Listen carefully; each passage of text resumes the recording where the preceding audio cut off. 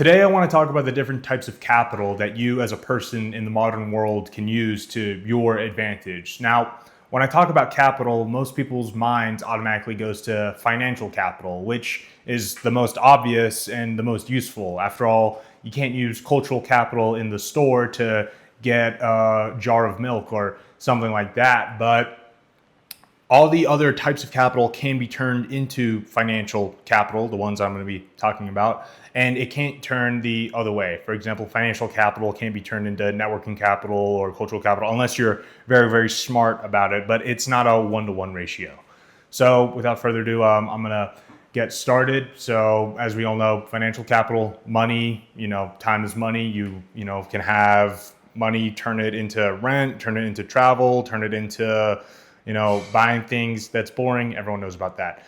But for example, another big type of capital that not enough people pay attention to is social capital. So this is mainly how the world perceives you and how people interact with you in the street. So for example, if you're famous, or the right type of famous, not infamous like Jeffrey Epstein or Kevin Spacey, you have a lot of social capital. As you walk down the street, you have social cred. People automatically revere you, will speak to you, will treat you differently, and it will open many doors for you because you have social capital. And it has very little to do with how wealthy you actually are. Now, as I was saying earlier, you can turn social capital into financial capital. So, for example, let's look at, Meghan Markle, who married into the royal family. She was a famous TV actress before. She was on Suits. Then she married into the royal family, got a lot of social capital from that, became more famous, and then, had the whole scandal about the racist remarks or alleged racist remarks that the royal family was having.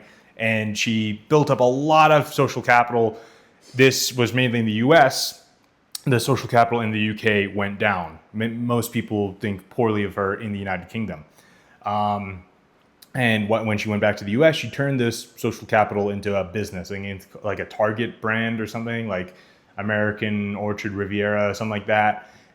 A business that makes her and, the former prince, or I don't know what the thing is, Harry, money. And she also gets a Netflix deal from this, and which in turn increases her brand, increases her net worth, all of that, all because of her social capital. Now, as I'm talking about these, you should understand that capital can go up and down. So with that example, her social capital in the United States went up, but it went down in the United Kingdom, or things like that. So you might be thinking to yourself, what about education? Does that count as capital? No, not really. Obviously, you can only really get more educated. You can't lose degrees. It doesn't really matter what you do in life. It doesn't matter if you get in trouble or whatever. Once you achieve a degree, it can never be taken away from you unless you're, Bill Cosby or something but I think he only had like an honorary doctorate or whatever. But anyway, back to the types of capital. Social capital can automatically get turned into networking capital. Now, I'm sure we've all heard the phrase, your network is your net worth. The more people you know, the more business, financial opportunities that you can have in the future. And if you are well revered in the streets, that's going to open a lot of doors and will allow you to increase your network. Now, I work as a social media consultant, and the interesting thing about social media is that it is quantified social capital. If you have 10,000 followers, then in general, you're pretty well received. In most social circles, that's quite a bit. That signals to people who don't know you yet, oh, okay, this person has a big network, they have a large amount of social capital, they're quantifiably a important person to know, or, as opposed to someone with only 12 followers. Let's use a example of, like, if you meet a girl or something, or, and she looks at your Instagram, she says, oh, he only has 12 followers. He's not an important person. He does not have a lot of social capital. On that factor alone, that's going to look down on you as a person. So another type of capital is cultural capital. This can be used for any type of society that you want to be into, high or low. It's usually for when you're on the outside. So I don't know, high society, of course, if you want to be with, wealthier people, patrons, art collectors, that kind of thing. It's good to know about art. It's good to know about finer things, wine, travel, culture. if you're well cultured, you've been around the world, you have cultural capital, but of course it's good to specialize in certain things. So for example, if you're in an art collecting community, it would be good to know about not just art in general, which is a good basis, but of course the types of art that they're into. If they're into 17th century portraits, it's probably good to have a good cultural capital working knowledge on that. If you want to be with modern art, avant-garde community, it's probably good to know about what's that, postmodern. It's good to know about that. But in general, it's good to have a good cultural capital understanding working of the world. No matter what situation you're in, you're able to turn this cultural capital into, okay, I can gain acceptance into this society. I can gain acceptance into this community.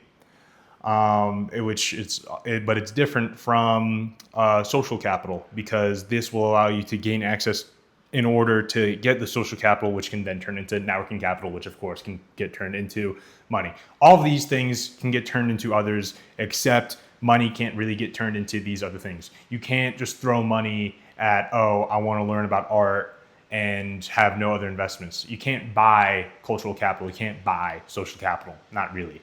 But you can turn those things into money, for example.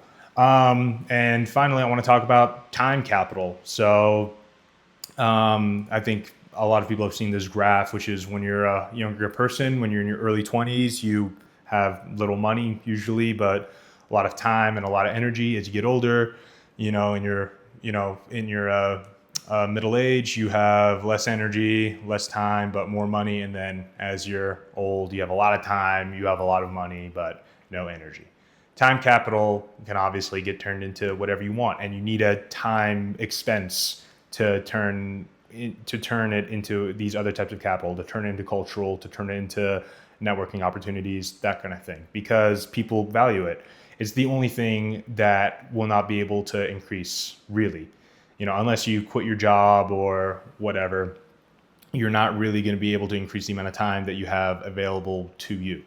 The important thing to know about all these types of capital is that they can all go up and they can all go down, as I talked about with education. The amount of time that you have, it's very, very difficult for you to make it go up unless you sacrifice something else. Usually, if you sacrifice your job, you sacrifice another activity that you have in your life, it's going to be difficult for you to carve out time to, okay, I want to learn more about culture. I want to increase my social capital, that kind of thing. But because it's so valuable, you have to be able to make the most of your time, and with it, be able to put it to use. You're going to be trading it no matter what. No matter what happens, you're going to be losing time capital. So you might as well be, okay, I'm going to turn it into social capital. I'm going to turn it into financial capital, whatever. So as I said, they can all be turned into financial capital, which is the most important. But I just want to go into more about how financial capital is not really able to be turned into, for example, networking opportunities. So of course it can help. Like, I don't know, if you want to go to a networking event, something like that, you want to go to a social event, it's good to have money. And I think if you want to be a rounded individual, you should be able to afford to go to these certain things that get you into these certain rooms, but you can't rely on it solely. So I think in the modern world, if we're going to put this all into practice, you should be able to have a good rounded amount of each of these types of capital. So I don't know, a mafia boss or something, he'll, cut off limbs and, kill people. I don't know. He'll do horrible things, all in the name of financial gain usually. And he'll have like social status. He'll have like cultural status in certain circles. But I don't know. I'm thinking about like movies. They're probably going to have a bad social reputation. They're probably going to have a small amount of social capital when they go out of these mafia circles, because they have such a bad reputation following them. You shouldn't have to sacrifice one just for extreme gain in the other. So I don't know, let's look at a real world example, a Sam Bankman-Fried, who, sacrificed a lot of his social and cultural capital in order to become a, very wealthy guy. When he got caught for, doing the FTX, like trade stuff, no one really stuck out for him. Nobody really wanted to be there for him because he sacrificed so much of that social capital. If you keep your social capital in check And while increasing all of these, while converting all of your time into social, into networking, into time, or it can't be, or into financial, then if you do something bad, if people are probably going to be able to stick up for you. You need each of these to work in favor with each other.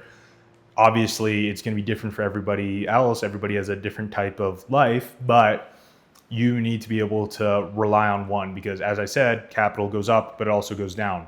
If you have sacrificed everything just for your financial capital, or just for your financial capital to go up, and for some reason, shit happens all the time, something goes bad, and you go from a billionaire to zero, but you sacrificed everything. You don't have a social network, you don't have cultural capital, anything like that. You can't bargain for it. Then no one's going to stick out for you, and you just sacrificed everything, just to go to zero. So I think you should be constantly conscious about, okay, things are constantly going up, but they also have the possibility to go down. I have to be able to work this out. I need to be able to figure this out. If I'm not keeping up with my social circle, then they're not going to stick up for me when things go bad. If I'm not keeping up with my cultural circle, then I'm going to be left behind, and I'm going to be out of a potential group. I'm going to be out of a potential networking opportunity. And of course, I gotta, make sure I don't go completely flat broke, or I gotta make sure that I, still have time that I can spare to do all these things in the first place. So that's really what I want to impart on you today. It's that you shouldn't be sacrificing so much of your life, usually for finances. In the United States, I'd say they have like a win at all costs mentality of I don't care who I'm going to hurt along the way, as long as I make the bag, as long as I make the money. And I'm like, all right, cool. But what happens if and when that money goes down, or if it runs out? I don't know, because nobody ever wants to think about bad things happening. If you sacrifice so much in order to get to that point, no one's really going to stick their neck out for you if something bad does happen. Not saying it will, but just be wary that bad things happen all the time. We go into recessions, we go into depressions, billionaires, lose companies all the time. Just be conscious about it. And also understand, if you want to increase the fulfillment that you have in this world, it's probably best to diversify your cultural and capital portfolio. In order to diversify, okay, I have a good group of friends, I have a good amount of culture, I have a decent amount of time that I can spend doing what I want, the activities I want, and I have a decent amount of money. If you can get all of these things, all of these ducks in a row, you'll probably have a good time on this planet. So yeah, that's all I have for today. I'll see you guys in the next